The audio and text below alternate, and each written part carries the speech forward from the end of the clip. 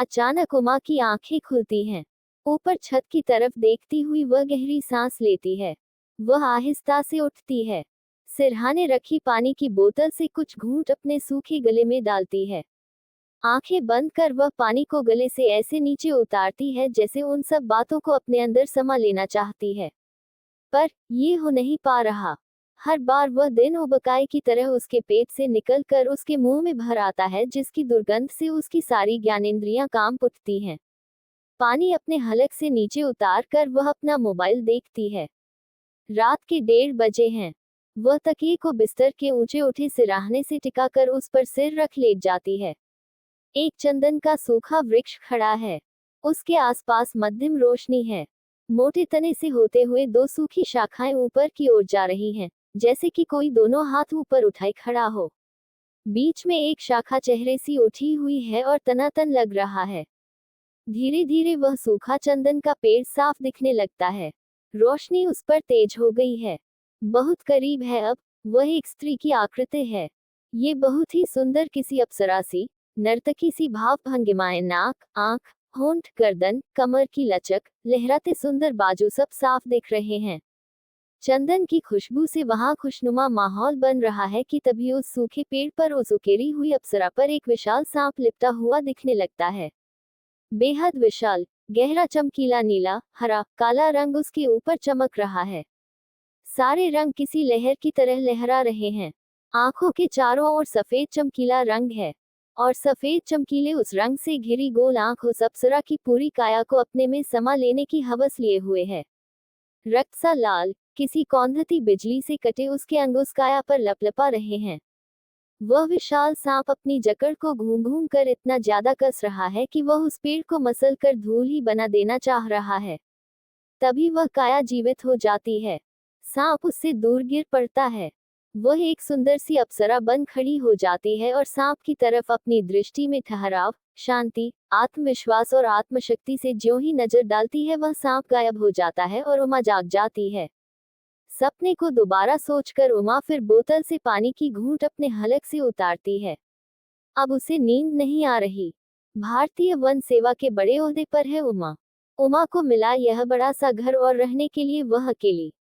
3 तो सोने के ही कमरे हैं जो लगभग बंद ही रहते हैं। एक में वह सोती है। उमा उठकर बाहर के कमरे में आ जाती है। बड़ी सी पूरे शीशे की खिड़की पर से पर्दा सरका देती है। दूर दूर तक अंधेरा। IGNFA, देहरादून के अहाते में रोशनी करते बल्ब से बाहर दृश्य धुंधला सा दिख रहा था।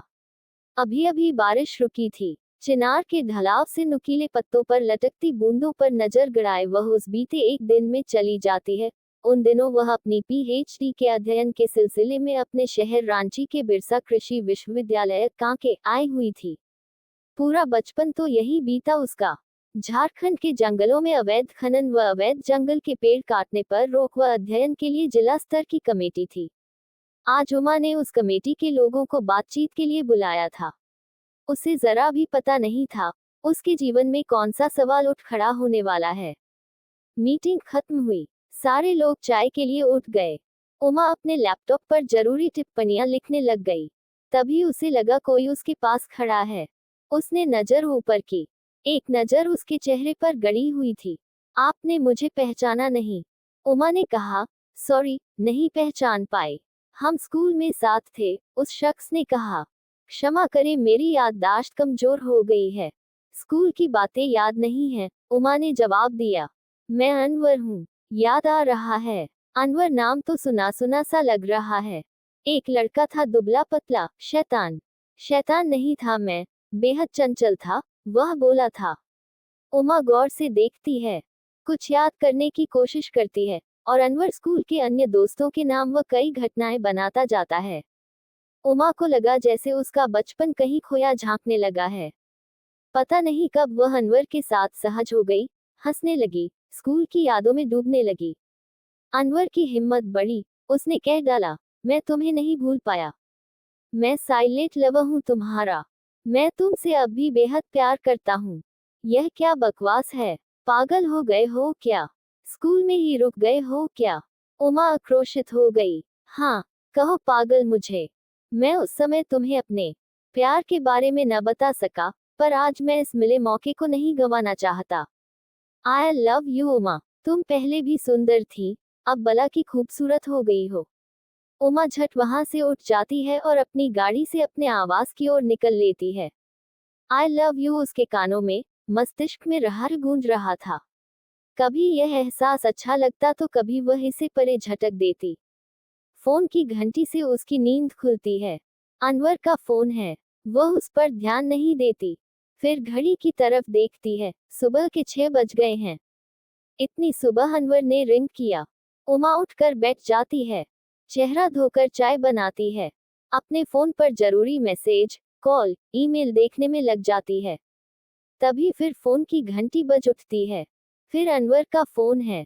हेलो, हाँ, हेलो, उठ गई क्या? गुड मॉर्निंग, अनवर की आवाज थी। इतने सवेरे रिंग कर दिया, उमा बोली। हाँ, क्या करूं? रात को मुझे नींद ही नहीं आई। तुम्हारे बारे में ही सोचता रहा, अनवर बोला। मुझे अभी बहुत काम है, बाद में बात करती हूँ, उमा ने फोन काट दिया। आधे घंटे बाद फिर अनवर का फोन आया। अरे, मैं तुमसे मिलना चाहता हूँ। नहीं नहीं, मुझे नहीं मिलना है, मुझे बहुत काम है, और उसने फोन जल्दी से रख दिया। लंच के समय कमरे की घंटी बजती है। उमा दरवाजा खोलती है। सामने अनवर खड़ा है। अनवर बेखौफ दरवाजे के अंदर घुस जाता है। ओह, आज भला की खूबसूरत लग रही हो उमा। मेरे इंतजार में थी ना? तुमने अपने आप को मेरे लिए तैयार किया है ना? उमा बोली, ऐसी कोई बात नहीं है। मैं अपने साधारण लिबास में हूँ। मैंने कुछ भी खास नहीं पहना। अनवर डाइनिंग रूम में लगी कुर्सी पर ढीठ की तरह बैठ गया।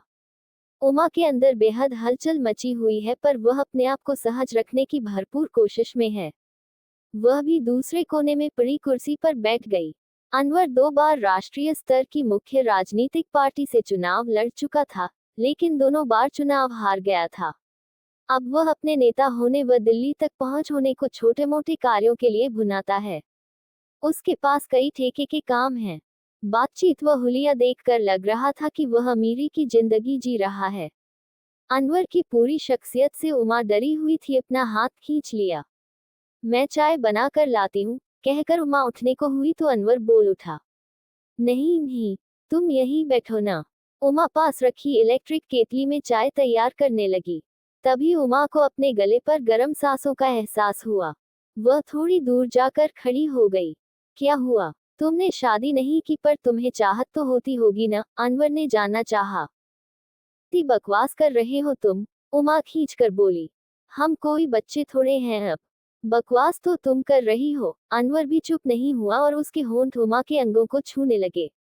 उमा फिर दूर चली गई। अनवर, बहुत हुआ, बस करो। मुझे ये सब पसंद नहीं है, उमा ने संजीदगी से कहा। एक मौका दो मुझे उमा। क्या हो गया तुम्हें? अच्छा नहीं लगा क्या? मैं तुमसे प्यार करता हूँ। सुनो तो, तुम खुलकर मेरे साथ आओ। उसने उमा को गोद में उठा लिया। अनवर की गोद में कुछ पल के लिए उसकी आंखें बंद हो गईं। अनवर ने उसे बिस्तर पर लिटा दिया और उस पर हावी होने लगा। तभी बिजली के झटके की तरह उमा उसे छिटक कर दूर खड़ी हो गई। से चले जाओ। अनवर ने अपना रुमाल निकाला और चेहरे पर आए पसीने को पोंछता हुआ कुछ कहे बिना वहां से निकल गया। उमा दरवाजा बंद कर डर से कांप उठी। सारे आंसू गले में अटक कर रह गए। अपने अंदर छिपी इस कमजोरी को उसने पहली बार इस तरह सामने आते देखा। उसे बहुत मुश्किल से उस रात नींद आई। फोन की घंटी से उसकी नींद खुली। फोन अनवर का था। मैं बहुत बेचैन हूँ, मुझे माफ कर दो। उमा ने फोन काटकर उसका नंबर ब्लॉक कर दिया। फिर दोबारा एक अनजान नंबर से फोन आया। ये भी अनवर की ही आवाज थी। मुझे माफ कर दो उमा, मैं तुम्हारी दोस्ती नहीं खोना चाहता। उमा ने फिर फोन काट दिया। वह बहुत डर गई थी। उमा ने सोचा कि उसके वापस जाने में 2 दिन बाकी हैं। वह बेचैन हो गई। किसी तरह वह खुद को संयत कर पाए। कई महीने बीत गए। वह अपने कामों में इतनी व्यस्त रही कि एक बार भी उसे कुछ याद नहीं आया। हल्की याद भी आई तो यही कि वह जंग जीत गई है। जो रहीम उत्तम प्रकृति का करी सकत कुसंग, चंदन विष व्याप्त नहीं, लपटे रहत भुजंग। एक दिन अचानक एक फोन आया। उस तरफ अनवर था। सुनो, मेरा फोन मत काटना और नहीं ब्लॉक करना। मैं तुम्हारे बिना जी नहीं पा रहा है। बताओ न तुम कहाँ हो? मैं तुमसे मिलना चाहता हूँ। मैं मर रहा हूँ, मुझे बचा लो। ये किस तरह का पागलपन है?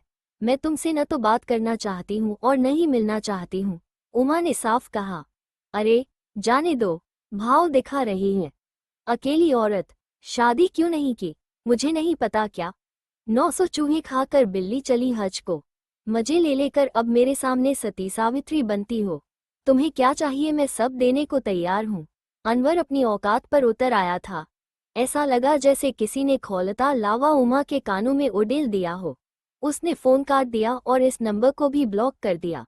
ये परिणाम बस उस एक पल का था जब वो पहली बार में ही कड़ा कदम न उठा सकी थी। इस बात को बीते 4 साल हो गए हैं। अनवर का फोन फिर कभी नहीं आया। उमा ने अपना नंबर बदल लिया था, पर आज भी यह सपना कहीं न कहीं घाव रिश्ता है। दर्द होता है। कहते हैं समय हर घाव भर देता है, पर उमा देख रही है कि उसके जख्म रह रह कर टीस